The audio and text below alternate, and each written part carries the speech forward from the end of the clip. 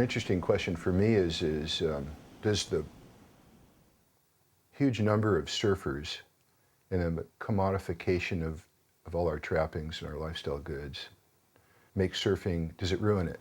Does it ruin the reason that I was drawn to it in the beginning? See, Mike, if you're looking for authenticity, though, on this whole deal, nowadays, to wear the uniform of the surfer, you got to go to Volcom and spend what do we got here? $48 for a pair of shorts. Okay, you need $48. They run from $40 to $60 for a pair of shorts, and then you're gonna buy yourself a T-shirt that's let's say $24 for a nice T-shirt that says Billabong on it, and you're gonna have to have the nice Saucony's shoes or whatever the hot shoe in your area is. These kids are walking around now wearing $200 worth of clothes for one day at school, and it's all to have that surfer look.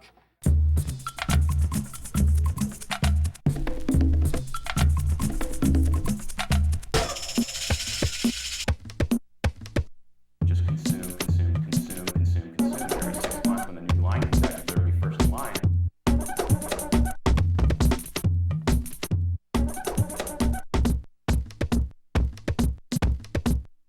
Does it ruin it? Does it ruin it? Does it ruin it? Does it ruin it?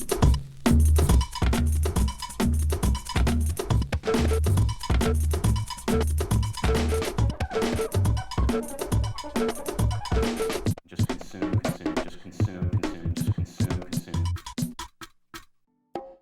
From 1959, where there was maybe, say, 5,000 surfers in the world, to 1960. By 1963, there was several million surfers in the United States. So it went boom, it just exploded like a hula hoop fad.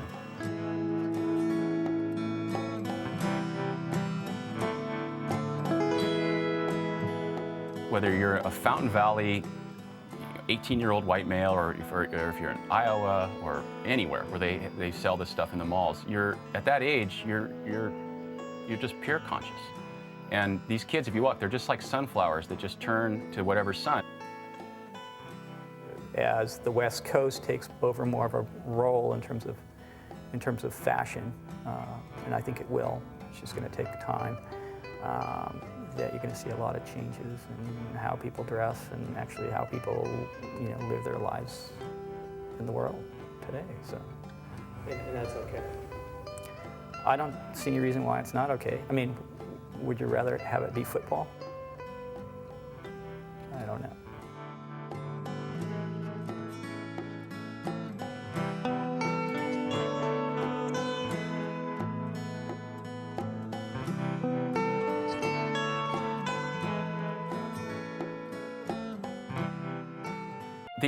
The answer is coming because those of us that know a little bit about surfing history seen this come and go before. There's been floods of new people, coming into the sport, and surfing's been very hip and popular. We went through the Gidget thing.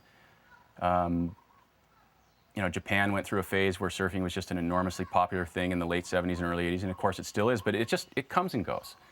And I see that a lot of the people that are into it now are just dilettantes.